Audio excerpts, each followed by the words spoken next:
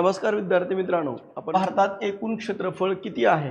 तर 32.87 लक्ष चौरस किलोमीटरचा भूभाग आहे. त्याच्यानंतर जर बघितलं की क्षेत्रफळाच्या नुसार जर बघितलं की 29,73,190 किलोमीटर वर्गचा जो आहे तर त्यानुसार आहे. त्याच्यानंतर नद्या, सरोवर आणि अंतर्गत जलसाठा त्यानंतर 1970 पासून हे अधिकृतरित्या स्थिर आहे. क्षेत्रफळाच्या दृष्टीने भारतात जगात कितवा क्रमांक लागतो?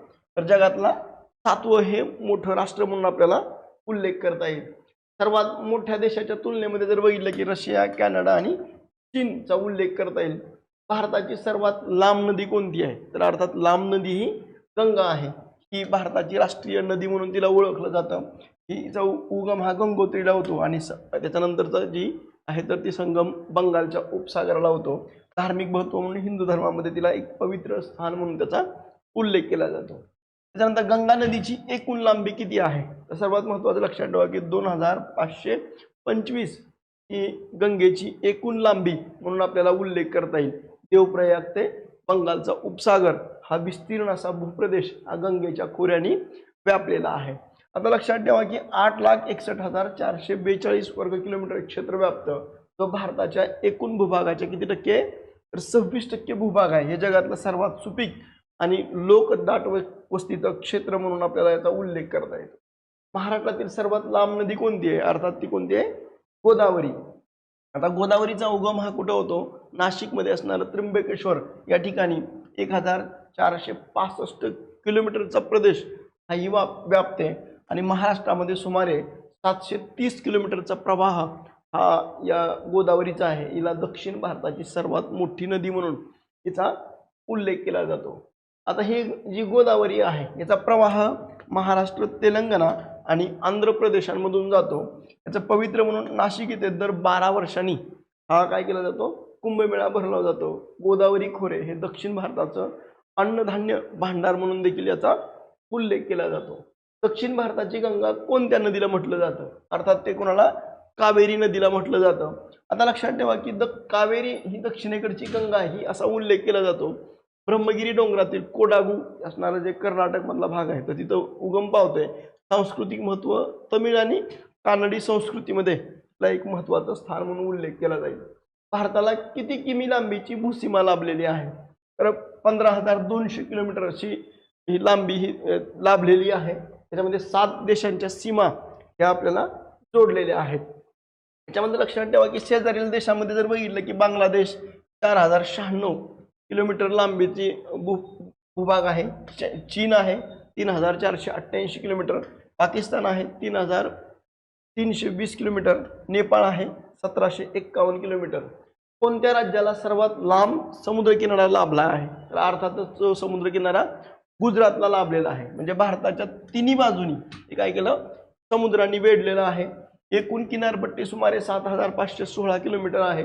9 राज्यांना समुद्रकिनारा लाभला आहे. त्याच्यामध्ये सर्वात अधिक जो लाभला तर तो गुजरातला आहे. अरबी समुद्र, हिंदी महासागर आणि बंगालचा उपसागर म्हणून आपल्याला उल्लेख करता येईल. गुजरातच्या समुद्रकिनाऱ्याच्या संदर्भाबद्दल जर बघितलं गेलं तर 1600 किलोमीटर लांबीचा उल्लेख केला जातो. कच्छचा रण आणि याच्यामध्ये जवळजवळ 41 जे बंदर आहेत त्याचा समावेश आहे. भारताचं सर्वात दक्षिणेकडचं टोक हे कोणतं? तर ते आहे या भागांमध्ये असणारं जे इंदिरा पॉईंट जे आहे हे, तर हे इंदिरा पॉईंट म्हणून आपल्याला त्याचा उल्लेख करता येईल. हे ग्रेट निकोबार बेट जे आहे त्याच्यामध्ये पॅगमेलियन पॉईंट 2004च्या सुनामीमध्ये या भागांमध्ये काय झालं होतं? नुकसान झाल्याचा उल्लेख करता येईल. मुख्य भूमी ही दक्षिण टोक कोणतं आहे? तर ते कन्याकुमारी म्हणून आपल्याला उल्लेख करता येईल. भारतातील सर्वात उंच शिखर कोणतं आहे? तर अर्थात गॉडविन ऑस्टिन जे आहे तर ते 8,611 मीटर उंचीचं म्हणून आपल्याला उल्लेख करता येईल. त्याच्यानंतर शिखराच्या संघर्षांत त्याच्या संदर्भाबद्दल जर बघितलं की जगातलं दुसरं सर्वात उंच पाकव्याप्त काश्मीरमध्ये स्थित असल्यामुळं तो भारताचा दावा आहे. त्याच्यानंतर कांचनगंगा जी आहे त्याच्यामध्ये 8,586 मीटर भारतातील निर्विवाद सर्वोच्च शिखर हे सिक्कीम राज्यामध्ये आहे. त्यानंतर नेक्स्ट आहे भारताची भौगोलिक विविधता. यामध्ये लक्षात ठेवा की हिमालय उत्तरेकडे अभेद रक्षक म्हणून आपल्याला उल्लेख करता येईल. थरचे वाळवंट हे पश्चिमेकडचं उष्णभूमी म्हणून आपल्याला उल्लेख करता येईल. डेक्कन प्लॅटो जे विस्तीर्ण आणि खनिज संपत्तीचं पठार म्हणून आपल्याला उल्लेख करता येईल. महत्वाची तथ्य जर बघितली गेली आपण जी पाहिली त्याच्यामध्ये क्षेत्रफळ 32.87 लाख चौरस किलोमीटर. त्याच्यानंतर लांब किनारा हा सर्वात कोणता आहे तर तो गुजरातचा आहे. लांब नदी कोणती आहे तर ती गंगा आहे, तर ते 2525 किलोमीटर आहे. भूसीमा ही 15,200 किलोमीटरची लाभलेली आहे. दक्षिण टोक कोणतं आहे इंदिरा पॉईंट आहे आणि शिखर K2 हे मुख्य आहे असा आपल्याला उल्लेख करता येईल. त्याच्यानंतरचं नेक्स्ट आहे भारताच्या मध्य भागातून कोणतं वृत्त जातं. अर्थातच ते वृत्त कोणतं आहे तर ते आहे हे कर्कवृत्त म्हणून आपल्याला त्याचा उल्लेख करता येतो.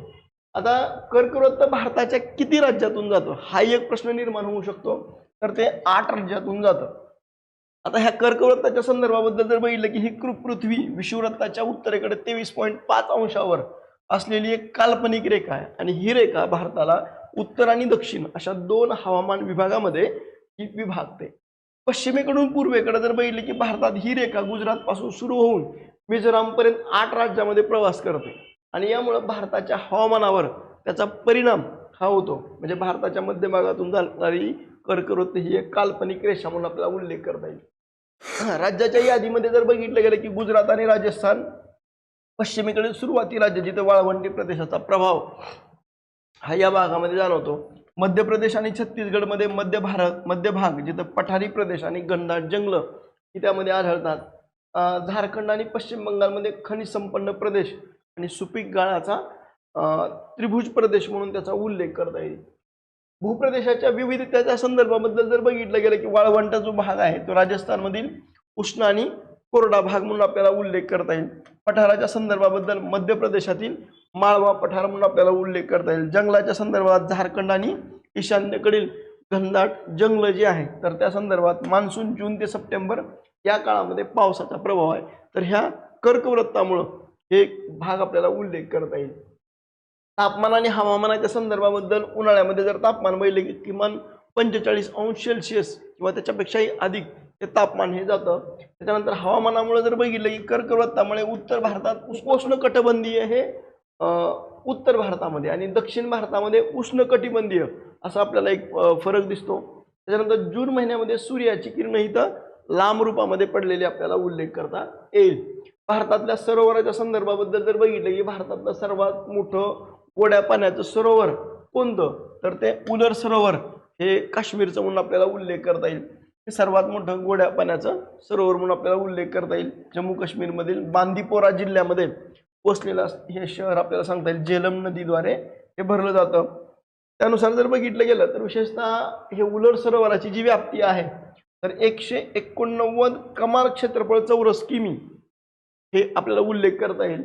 आणि या हंगामानुसार जर बघितलं गेलं 30 ते 190 चौरस किलोमीटरच्या दरम्यानचं हे बदलतं आणि उंची ही त्याची 1580 मीटर असून कमाल खोली ही किती आहे तर ती 14 मीटर आहे. 1990 मध्ये याला रामसर स्थळ म्हणून त्याला घोषित करण्यात आलेलं आहे. जैवविविधतेच्या संदर्भाबद्दल जर बघितलं की कॉमन कॉर्प ट्राउट यासारख्या प्रजाती ह्या अधिक प्रमाणामध्ये आढळतात. त्याच्यानंतर पक्ष्याच्या संदर्भाबद्दल जर बघितलं की हिमालयन गोल्डन ईगल, त्याच्यानंतर हुपू यासारख्या दुर्मिळ पक्ष्याचं निवासस्थान देखील आहे. त्याच्यानंतर पर्यटनाबद्दल जर बघितली बोटिंग, वॉटर स्पोर्ट्स आणि स्कीइंग यासाठी म्हणून इथं पर्यटकांची ही गर्दी आपल्याला इथं आढळते. त्याच्यानंतर आर्थिक महत्त्वाच्या संदर्भाबद्दल मासेमारी जी आहे तर काश्मीरमधली एकूण उत्पादनाच्या 60% उत्पादन, त्याच्यानंतर 8000 पेक्षा अधिक मच्छीमारांचा रोजगार हा या भागांमधून मिळतो. चिल्का सरोवर कोणत्या राज्यात आहे अर्थात ते कोणते आहे तर यामध्ये जर बघितलं गेलं तर ते ओडिसा या राज्यामध्ये आपल्याला उल्लेख करता येईल. म्हणजे जगातलं दुसरं सर्वात मोठं किनारी सरोवर म्हणून आपल्याला उल्लेख करता येईल. खाऱ्या पाण्याचं सरोवर दया नदीच्या मुखाशी आहे. इरावडी डॉल्फिन आणि हिरव्या कासवांचं माहेरघर म्हणून आपल्याला उल्लेख करता येईल. 10 लाखाहून अधिक स्थलांतरित पक्षी हे येथे येतात. जगातलं सर्वात उंच पठार कोणतं अर्थात पामीरचं पठार हे जगाचं छप्पर म्हणून देखील ओळखलं जातं. याची सरासरी उंची ही किती आहे 4000 मीटर म्हणून आपल्याला उल्लेख करता येईल. आता ही तिबेट पठार आणि पामीर पठाराच्या संदर्भाबद्दल ज्यावेळेस आपण तुलना करतो त्यावेळेस याची सरासरी उंची ही 4500 मीटर ते 25 लाख चौरस किलोमीटर हा विस्तीर्ण जगातलं सर्वात उंच आणि मोठं पठार म्हणून उल्लेख करता येईल. पामीर पर्वतरांगाच्या संदर्भाबद्दल जर बघितलं की हिमालय, हिंदकुश आणि काराकोरम सारख्या मोठ्या रांगांना जोडणारं हे पॅमेरी नॉट म्हणून आपल्याला उल्लेख करता येईल. महाराष्ट्रातलं सर्वात उंच शिखर कोणतं? अर्थात ते महाराष्ट्राचं एव्हरेस्ट म्हणून ज्याला उल्लेख केला जातो ते म्हणजे कळसुबाई. हे सर्वोच्च शिखर हे सह्याद्री पर्वतरांगाच्या पश्चिम घाटामध्ये वसलेलं आहे. यामध्ये हे अहिल्यानगर जिल्ह्यातील जे अकोले तालुका, तर या तालुक्यामध्ये ट्रेकरसाठी एक मोठं यानुसार जर बघितलं की एक आव्हान आणि आकर्षणाचं केंद्र म्हणून आपल्याला उल्लेख करता येईल. आता लक्षात ठेवा की कळसुबाई शिखराची उंची किती मीटर आहे? अर्थात किती आहे? तर 1646 मीटर उंच म्हणून आपल्याला उल्लेख करता येईल. याच्या वैशिष्ट्याच्या संदर्भाबद्दल जर बघितलं की 5400 फूट उंचीचं महाराष्ट्रातलं हे सर्वोच्च शिखर बेसॉल्ट लाव्हानं हे डेक्कन पठार बनलंय आणि कळसुबाई हरिश्चंद्र अभयारण्याचा एक भाग म्हणून आपल्याला याचा उल्लेख करता येईल. नेक्स्ट आहे पर्यटन आणि परिसराच्या संदर्भाबद्दल ज्यावेळेस आपण चर्चा करतो त्यावेळेस लक्षात ठेवा 13.2 किलोमीटर लांबीचा मध्यम कठीण हा ट्रेक आहे. जवळील आर्थर सरोवर आणि भंडारदरा धरण आहे. त्याच्यानंतर शिखरावर कळसुबाईचं जे असणारं छोटं मंदिर हे आपल्याला त्याच्यामध्ये दिसतं आणि पावसाळ्यातला हिरवागार निसर्ग आणि धबधबे आपल्याला इथे दिसतात. त्याच्यानंतरचा नेक्स्ट क्वेश्चन आहे ते म्हणजे अरबी समुद्राची राणी कोणत्या शहराला म्हणतात? अर्थात कोची याला अरबी समुद्राची राणी म्हणून त्याचा उल्लेख केला जातो. आता लक्षात ठेवा की प्राचीन काळापासून मसाल्याच्या व्यापाराचं केंद्र असल्यामुळं कोचीला अरबी समुद्राची राणी हा उल्लेख केला जातो. केरळच्या मलबार किनाऱ्यावरलं हे शहर नैसर्गिक एक बॅकवॉटरसाठी म्हणून आपल्याला ते प्रसिद्ध आहे. नेक्स्ट आहे कोचीच्या अर्थव्यवस्थेच्या संदर्भाबद्दल जर बघितलं गेलं तर GDPच्या 15.64 अब्ज अमेरिकन डॉलर आहे. त्याच्यात विमानतळामध्ये जर बघितलं गेलं की सौर ऊर्जेवर चालणारं जगातलं पहिलं विमानतळ म्हणून उल्लेख करता येईल. प्रमुख उद्योगाच्या क्षेत्रामध्ये जर बघितलं की IT आणि जहाज बांधणी, पर्यटन आणि निर्यात ही होते. ऐतिहासिक वारसामध्ये पोर्तुगीज, डच आणि ब्रिटिशांचा प्रभाव या कोची शहरावर आपल्याला दिसतो. भारतातली प्रमाणवेळ कुठून मोजले जाते? तर अर्थात भारतीय प्रमाणवेळ जी आहे तर ती साधारणतः मिर्झापूर प्रयागराज जवळ जी आहे तर 82.30 पूर्व रेखांश ही वेळ आधारित आहे. पूर्व आणि पश्चिम भागामध्ये एक प्रकारचं वेळेचं संतुलन हे या भागांमध्ये राखलं जातं. त्याच्यानंतरचं जगातलं जे मोठं जे सुंदरबन त्रिभुज प्रदेश हा कोणत्या राज्यामध्ये आहे? तर अर्थात हा पश्चिम बंगालमध्ये आहे. म्हणजे सुंदरबन त्रिभुज प्रदेश जो आहे तर गंगा, ब्रह्मपुत्रा आणि मेघना नद्यांनी तयार केलेला आहे. भारतातला सर्वात मोठा प्रदेश म्हणून आपल्याला हा सांगता येईल आणि हा पश्चिम बंगालमध्ये आणि बांगलादेशामध्ये पसरलेला असून 10,277 चौरस किलोमीटर क्षेत्रफळाने तो व्यापलेला आहे. नेक्स्ट आहे रॉयल बंगाल टायगर म्हणून ज्याचा उल्लेख केला जातो. हे सुंदरबनचं वैभव आणि जगातलं एकमेव पोहणारे वाघ हे या सुंदरबनचं वैशिष्ट्य म्हणून आपल्याला उल्लेख करता येईल. पर्यावरणीय दृष्टिकोनातून या सुंदरबनचं जर वैशिष्ट्य पाहिलं की नैसर्गिक संरक्षण, जंगल, चक्रीवादळे आणि सुनामीपासून किनारपट्टीचं संरक्षण करतं. वारसा स्थळामध्ये जर बघितलं की सुंदरबन हे युनेस्कोनं जागतिक वारसा स्थळ आणि रामसर आर्द्रभूमी म्हणून आपल्याला उल्लेख करता येईल. आव्हानाच्या संदर्भाबद्दल की वाढता समुद्र पातळी, हवामान बदल यामुळे या प्रदेशाला एक प्रकारे धोका निर्माण झाला आहे. सुंदरबन मधील वाघांच्या संदर्भाबद्दल वाघांची संख्या किती आहे? तर ती 74 आहे. येथील वाघ जे आहेत तर ते खाऱ्या पाण्यात पोहण्यासाठी म्हणून प्रसिद्ध आहेत आणि सुंदरी आणि गेवा ही इथली प्रमुख झाडांचा उल्लेख आपल्याला करता येईल. नीती आयोगाचे अध्यक्ष कोण असतात? अर्थात पंतप्रधान ही नीती आयोगाचे अध्यक्ष असतात आणि हे पदसिद्ध अध्यक्ष हे सध्याचे नरेंद्र मोदी हे आपल्याला आहेत. त्याच्यानंतर या नीती आयोगाच्या पार्श्वभूमीच्या संदर्भाबद्दल जर बघितलं गेलं तर याची स्थापना ही 1 जानेवारी 2019 ला झाली. हे नियोजन आयोगाच्या जागी हे भारताच्या सरकारचे एक थिंक टँक म्हणून हा उद्देश आहे. भारताच्या विकासासाठी एक धोरण तयार करण्याची भूमिका घेतली गेली. आता सहकारी संघराज्यवादाचा पाया हा नीती आयोगाने घातला. म्हणजे राज्याच्या सहभागावर अधिक भर, आत्मनिर्भर भारत आणि शाश्वत विकासावर लक्ष, डिजिटल इंडियावर सुधारणा आणि सुलभ करणं. त्याच्यानंतर भारतात GST कधी लागू झाली? तर ती 1 जुलै 2017ला GST भारतातली एक अप्रत्यक्ष कर सुधारणा ही लागू झाल्याचा उल्लेख करता येईल. GSTच्या घटनात्मक सुधारणेच्या संदर्भाबद्दल जर बघितलं गेलं तर 101व्या घटनादुरुस्तीनं 2016 मध्ये एक देश एक बाजारपेठ ही मुख्य भूमिका होती आणि अध्यक्ष होत्या अर्थमंत्री आणि पूर्वीचे व्हॅट आणि एक्साइज ड्युटी जे आहेत तर त्या त्यांनी रद्द केला. GSTच्या संकल्पनेमध्ये जर बघितलं गेलं तर 2017 मध्ये 7.41 लाख कोटी वाढ झाली, म्हणजे जमा झाला होता महसूल, तर तो 23-24च्या काळामध्ये 20 लाख कोटीपर्यंत वाढल्याचा उल्लेख आपल्याला करता येईल. दराच्या स्लॅबनुसार जर की 5%, 12%, 18%, म्हणजे 18% आणि 28% असे स्लॅब पाडल्याचा उल्लेख करता येईल. बँकांचं राष्ट्रीयकरण पहिल्यांदा कधी झालं? अर्थात 19 जुलै 1969ला भारतातल्या मुख्य 14 बँकांचं राष्ट्रीयकरण केलं. हा इंदिरा गांधी यांच्या नेतृत्वाखाली हा निर्णय घेण्यात आला होता. राष्ट्रीयकरणाचे उद्दिष्ट काय होतं? तर बँकिंग सेवा ही ग्रामीण आणि गरीब लोकांपर्यंत पोहोचवणं, आर्थिक असमानता कमी करणं, कृषी आणि लघु उद्योगांना कर्ज पुरवठा करणं आणि गरिबी हटाव मोहिमेचा एक प्रकारे भाग होता. दुसरं राष्ट्रीयकरण हे 1980च्या काळामध्ये 15 एप्रिल 1880ला 6 बँकांचं पुन्हा राष्ट्रीयकरण केलं. 1869 मध्ये 8,262 शाखा होत्या. 1980 पर्यंत 60,000पर्यंत ह्या शाखा गेल्याचा उल्लेख करता येईल. भारताच्या चलनी नोटा ह्या कुठे छापल्या जातात? अर्थात ते नाशिकमध्ये छापल्या जातात. महाराष्ट्र राज्यातलं नाशिक हे नोटा छापण्याचे एक प्रमुख केंद्र म्हणून उल्लेख केला जातो.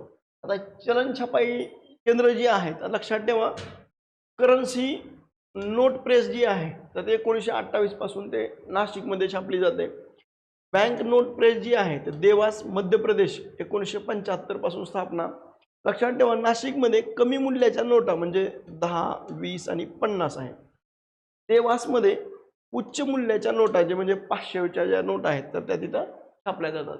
नोटांची सुरक्षा आणि नाणी याच्या संदर्भाबद्दल RBIच्या देखरेखीखाली याची छपाई होते.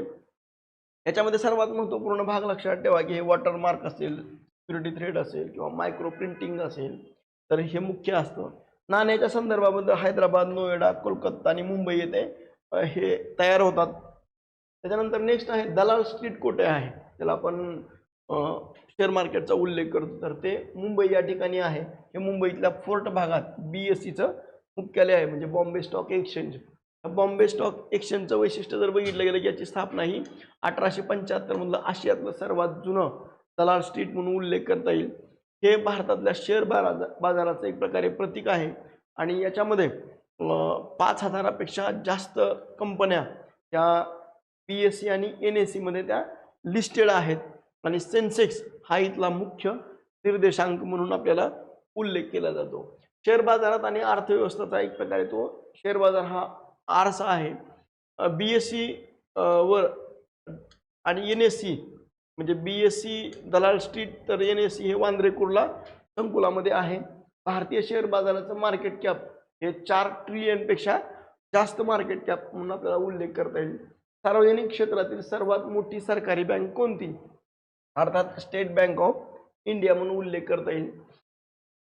इतिहास त्याच्या संदर्भाबद्दल जर बघितलं की त्याची स्थापना 1955 मध्ये इम्पेरियल बँक ऑफ इंडिया म्हणून उल्लेख केला जाईल. 24,000पेक्षा जास्त आहे. जगभरामध्ये 50 मोठ्या बँकांमध्ये याचा समावेश होतो.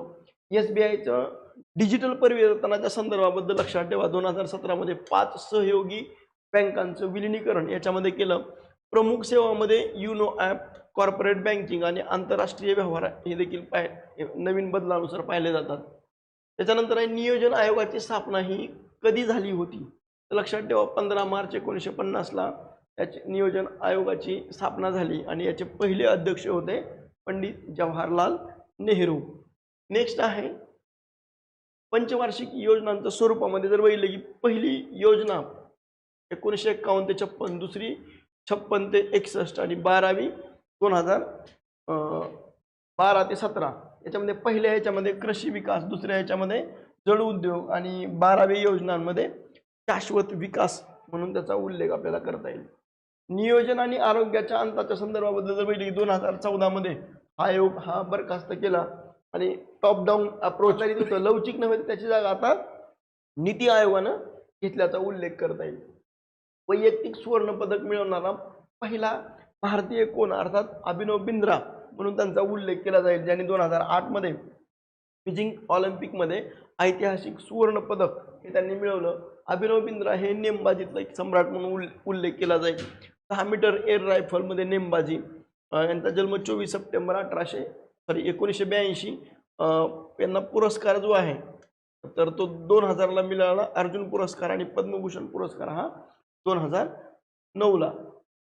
क्रीडा क्षेत्रावर झालेल्या प्रभावामध्ये जर बघितलं की बिंद्रा यांच्या सुवर्ण पदकानं भारतीय वैयक्तिक क्रीडा प्रकाराला एक प्रकारची नवी दिशा मिळाली. नेमबाजीच्या खेळाच्या मध्ये एक प्रचार हा झाला, आणि आता नंतर नीरज चोप्रा यांनी भालाफेकमध्ये वैयक्तिक सुवर्ण पदक हे त्यांनी जिंकलं. खेलो इंडियाचं मुख्यालय कोठे आहे? अर्थात ते नवी दिल्ली या ठिकाणी आहे. याचं मुख्यालय क्रीडा मंत्रालय नवी दिल्ली.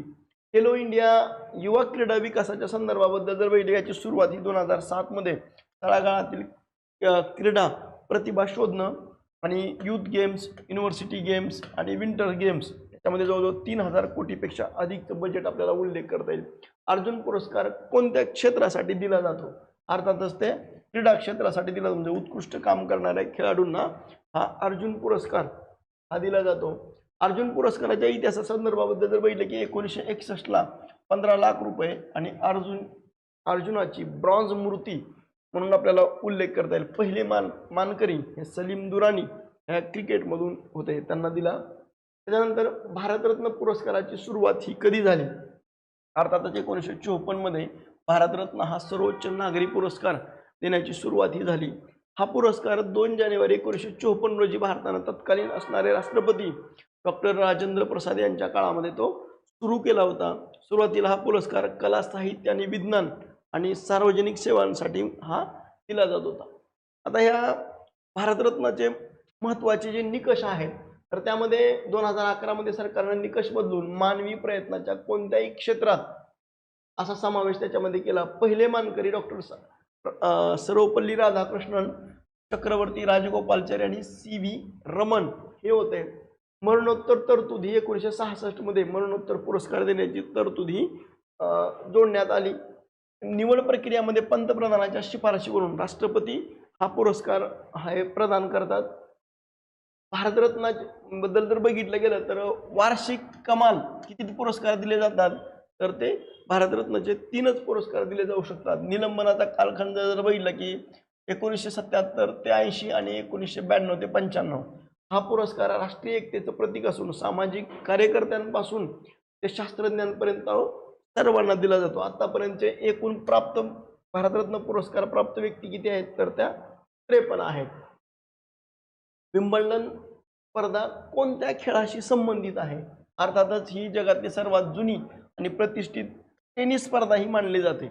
याची जी सुरुवात आहे तर ती 1877 मध्ये ही सुरुवात झाली, आणि ही स्पर्धा लंडनमधल्या लंडन लॉन टेनिस क्लब इथं ती खेळली गेली. नेक्स्ट आहे विम्बल्डनची वैशिष्ट्याच्या संदर्भाबद्दल एक गोष्ट लक्षात ठेवा. विम्बल्डन ही एकमेव ग्रँड स्लॅम स्पर्धा जी आहे तर जी गवतावर खेळली जाते. दुसरं लक्षात ठेवा की ड्रेस कोड काय आहे, तर सर्व खेळाडूसाठी पूर्ण पांढरे कपडे घालणं हे बंधनकारक आहे. तिसरं सगळ्यात महत्त्वाचं की ते बघण्यासाठी ज्यावेळेस लोक जातात त्याची परंपरा आहे. स्ट्रॉबेरी आणि क्रीम खाणं ही इथली एक ऐतिहासिक परंपरा म्हणून आपल्याला त्याचा उल्लेख करता येईल. विम्बल्डनचे महत्त्वाचे जे रेकॉर्ड्स आहेत लक्षात ठेवा. स्पेन्सर गोर हा 1877 मधील पहिला पुरुष विजेता आहे. त्याच्यानंतर रॉजर फेडर यांनी 8 वेळा पुरुष एकेरीचा विजेता म्हणून आपला सर्वाधिक म्हणून उल्लेख करता येईल. मार्टिना नवरोतितोलविया हा 9 वेळा महिला एकेरीचा विजेती राहिली. इतिहासामध्ये दुसऱ्या महायुद्धात ही स्पर्धा तात्पुरती स्थगित करण्यात आली होती, हा एक उल्लेख आपल्याला करता येईल. नेक्स्ट आहे भारताचा राष्ट्रीय खेळ कोणता मानला जातो?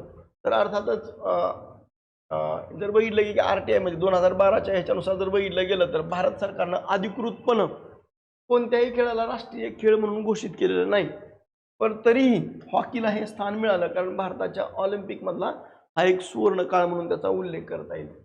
हॉकीची ऐतिहासिक कामगिरीमध्ये जर बघितली की ऑलिम्पिक सुवर्ण मालिका 1928 ते 56च्या दरम्यान भारतानं सलग 6 वेळा ऑलिम्पिक पदकं ही जिंकली होती. मेजर ध्यानचंद हे हॉकीचे जादूगार म्हणून त्यांना ओळखलं जातं. ज्या ध्यानचंद यांच्यामुळं राष्ट्रीय हॉकीला एक राष्ट्रीय अस्मिता त्या काळामध्ये मिळाली. एकूण पदकं त्यांनी भारतीय पुरुष हॉकीमध्ये ऑलिम्पिकमध्ये एकूण 8 सुवर्ण पदकं ही मिळवल्याचा उल्लेख आपल्याला करता येईल. आजच्या स्थितीमध्ये जर बघितलं की सरकारनं सर्व खेळांना समान प्रोत्साहन देण्यासाठी कोणत्याही खेळाला अधिकृत दर्जा दिला नाही. परंतु क्रिकेटच्या वाढत्या लोकप्रियतेमुळे हॉकी मागे पडली होती. परंतु अलीकडच्या काळामध्ये त्याचा आता पुनरुज्जीवन होताना ह्या हॉकीचं दिसतं.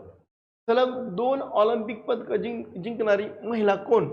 तर लक्षात ठेवा की सलग ऑलिम्पिक पदकं जिंकणारी पहिली भारतीय महिला ही अर्थात PV सिंधू आहे, ज्यांनी रिओमध्ये रौप्य पदक, सिल्वर, टोकियोमध्ये कांस्य पदक हे त्यांनी जिंकल्याचा उल्लेख आपल्याला करता येईल. तर सिंधू यांची कामगिरी जी आहे तर ते सुशील कुमार नंतर वैयक्तिक ऑलिम्पिकमध्ये 2 पदक जिंकणाऱ्या महिला म्हणून त्यांचा उल्लेख करता येईल. त्यांनी टोकियोमध्ये 2020 चीनच्या ही बिंग जिओला यांना हरवून त्यांनी कांस्य पदक मिळवलं. सिंधू यांनी बॅडमिंटन विश्व चॅम्पियनशिप ही मिळवल्याचा उल्लेख आपल्याला करता येईल. क्रीडा विश्वातल्या प्रभावाच्या संदर्भाबद्दल जर बघितलं की सायना नेहवाल यांच्यानंतर भारतीय बॅडमिंटनला एक जागतिक स्तरावर नेण्याचं श्रेय हे त्यांना जातं आणि त्यांच्या कामगिरीमुळं महिला क्रीडा मध्ये एक मोठी क्रांती झाली आणि युवा खेळाडूंसाठी ते एक प्रेरणादायी व्यक्तित्व म्हणून त्यांचा उल्लेख करता येईल. फिफा कप कोणत्या खेळाशी संबंधित आहे? तर लक्षात ठेवा की फिफा हा विश्व कप जागतिक आंतरराष्ट्रीय याच्यामध्ये जर बघितलं गेलं तर आंतरराष्ट्रीय क्रीडा म्हणून आपल्याला उल्लेख करता येईल. तो फुटबॉल या खेळाशी संबंधित म्हणून आपल्याला उल्लेख करता येईल. नेक्स्ट आहे याच्यामध्ये पहिली स्पर्धा ही 1930 मध्ये उरुग्वे या ठिकाणी पार पडली आणि उरुग्वेच हाच विजेता ठरला. सर्वाधिक विजय ब्राझीलला आतापर्यंत 5 वेळा हा विश्वकप जिंकला. 2026च्या विश्वकपापासून संघाची संख्या ही 32 वरून आता किती होणार आहे तर ती 48 होणार आहे. त्याच्यानंतर स्पर्धेचं महत्त्व जर बघितलं की दुसऱ्या महायुद्धामध्ये 1942 ते 46च्या दरम्यान या स्पर्धेचं आयोजन हे झालेलं नव्हतं. ही स्पर्धा जगातल्या अब्जावधी प्रेक्षकांसाठी आकर्षित आहे आणि फुटबॉलच्या जागतिक नियमांचं जे आहे तर ते फिफा हे संस्थेमार्फत केलं जातं. मेजर ध्यानचंद ट्रॉफी कोणत्या खेळासाठी दिली जाते? अर्थातच ती हॉकी खेळासाठी दिली जाते. ही ट्रॉफी हॉकी या खेळाडूकडून हॉकी इंडियाकडून माजी खेळाडूंना जीवन गौरव पुरस्कार म्हणून दिली जाते आणि याची सुरुवात 2000 मध्ये मेजर ध्यानचंद यांना हॉकीचे जादूगार म्हणून देखील उल्लेख केला जातो. आता या गोल संख्या मेजर ध्यानचंद यांचा ज्या वारशाच्या संदर्भाबद्दल जर बघितलं गेलं तर 1926 ते 48च्या दरम्यान त्यांनी 1000 पेक्षा जास्त गोल हे त्यांनी केले. त्यांचा वाढदिवस म्हणजे अर्थात मेजर ध्यानचंद यांचा वाढदिवस हा 29 ऑगस्ट हा भारतीय राष्ट्रीय खेळ दिवस म्हणून साजरा केला जातो. पुरस्कारामध्ये नामांतर करून 2021 मध्ये राजीव गांधी खेलरत्न पुरस्काराचं नाव बदलून मेजर ध्यानचंद खेलरत्न पुरस्कार म्हणून ते करण्यात आलं. ध्यानचंद ट्रॉफी म्हणजे हॉकी इंडियातर्फे जीवन गौरवासाठी हे ध्यानचंद ट्रॉफी दिली जाते. खेलरत्नाच्या संदर्भात भारतातला सर्वोच्च क्रीडा सन्मान हा या खेळासाठी दिला जातो. ध्यानचंद पुरस्कारामध्ये जर पाहिलं की क्रीडा क्षेत्रातील जीवन गौरव पुरस्कार केंद्र सरकारतर्फे देखील दिला जातो. नेक्स्ट आहे रणजी करंडक कोणत्या खेळाशी संबंधित आहे? अर्थातच ते क्रिकेट खेळाशी संबंधित आहे. भारतातल्या अत्यंत महत्त्वाची जी प्रथम श्रेणीमधली क्रिकेट स्पर्धा 1934 ते 35च्या दरम्यान झाली. यामध्ये रणजित सिंहजी यांच्या नावावर जे आहे तर ते पहिले आंतरराष्ट्रीय क्रिकेटर म्हणून त्यांचा उल्लेख करता येईल. त्याच्यानंतर त्यांनी आता ह्या रणजी ट्रॉफीतलं महत्त्वाचे मुद्दे जर आपण बघितले लक्षात ठेवा सर्वाधिक यशस्वी संघ कोणता आहे तर मुंबई संघानं जवळजवळ 42 वेळा रणजी क्रिकेट जी आहे तर ते जिंकलं. ही स्पर्धा भारतीय क्रिकेटपटूंना राष्ट्रीय संघात निवडीचं एक महत्त्वाचं व्यासपीठ म्हणून उल्लेख करता येईल आणि सध्या या स्पर्धेत 38 संघ हे काय होतात सहभागी होतात. त्याच्यानंतर सुरुवातीला या स्पर्धेचं नाव क्रिकेट चॅम्पियनशिप ऑफ इंडिया असं होतं. नंतर रणजित सिंहजी यांच्या सन्मानार्थ हे नामांतरण केलं आणि BBCI याद्वारे आता स्पर्धेचं दरवर्षी हे काय केलं जातं नियोजन केलं जातं. धातूमध्ये सर्वात उत्तम विद्युत वाहक कोणता आहे? लक्षात ठेवा चांदी हा विद्युत वाहक आहे. सर्वाधिक जास्त असलेला धातू ही चांदीची विद्युत वाहकता ही सर्वात अधिक आहे. वाहकतेच्या उपयोगामध्ये मुक्त इलेक्ट्रॉन एका व्हॅलेंट इलेक्ट्रॉनमुळे विद्युत प्रवाह हा वेगाने वाहतो. थर्मल वाहकता विद्युत सोबत उष्णतेची ही चांदी ही उत्तम वाहक म्हणून आपल्याला उल्लेख करता येईल. किंमत जास्त असल्यामुळे चांदीचा वापर हा केवळ विशिष्ट उपकरणांमध्येच केला जातो. आता याच्या चांदी आणि तांब्याच्या विरुद्ध जर बघितलं गेलं तर तांब्याची वाहकता चांदीपेक्षा थोडी कमी आहे, तरी तांबे स्वस्त असल्यानं घराच्या वायर आणि केबल्समध्ये त्याचा अधिक उपयोग होतो आणि शुद्ध चांदी सर्वोत्तम असल्यामुळं मिश्र धातूपासून वापरल्यामुळे त्याची वाहकता ही काय होते, कमी होते. त्याच्यानंतर आहे समुद्र खोली मोजण्याचं एकक काय आहे, अर्थात ते फॅदम आहे. समुद्राची खोली मोजण्यासाठी वापरलं जाणारं पारंपरिक एकक हे फॅदम. हे आपल्याला म्हणजे 1 फॅदम म्हणजे 6 फूट म्हणजे सुमारे 1.83 मीटर आहे. फॅदमची माहिती जर बघितली गेली तर लक्षात ठेवा की हे एक माणसाच्या दोन्ही हात पसरलेल्या लांबीसारखं आहे. फॅदमचा जुना अर्थ इंग्रजीत आलिंगन असा होतो आणि आज मीटरचा वापर वाढला तरी नौदल नकाशावर आजही फॅदम हे आपल्याला वापरलं दिसतं. आता नॉटिकल मेल याच्यामध्ये समुद्रातील अंतर मोजण्यासाठीचं एक एकक म्हणून वापरलं जातं. नॉट जे आहे ते समुद्रातील जहाजांचा वेग तपासण्यासाठीचं एकक वापरलं जातं आणि मीटर हे आधुनिक वैज्ञानिक खोली मोजण्यासाठीचं एक प्रामाणिक एकक म्हणून आपल्याला उल्लेख करता येईल. कोणत्या वायूला स्ट्रेंजर गॅस असं म्हटलं जातं, अर्थातच ते झेनॉनला म्हटलं जातं. झेनॉन हा स्ट्रेंजर गॅस आहे. हा ग्रीक शब्द केनोस यावरून पडला, ज्याचा अर्थ आहे अनोळखी असा उल्लेख केला जातो. त्याच्यानंतर याचं राजवायू म्हणून हा एक अक्रिय वायू असून तो सहसा रासायनिक अभिक्रिया हा करत नाही. त्याच्यानंतर 1898 मध्ये विल्यम रामसे आणि मॉरिस ट्रॅव्हर यांनी याचा शोध लावला. हा रंगहीन, गंधहीन आणि हवेपेक्षा 4.5 पट हा जड आहे. ते रेडिएशन डिटेक्शन आणि हाय इंटेन्सिटी लॅम्प्समध्ये याचा वापर हा या वायूचा केला जातो. विद्यार्थी मित्रांनो, तुम्हाला जर हा व्हिडिओ आवडला तर तुम्ही लाईक करा, शेअर करा आणि सबस्क्राईब करायला विसरू नका. थँक्यू.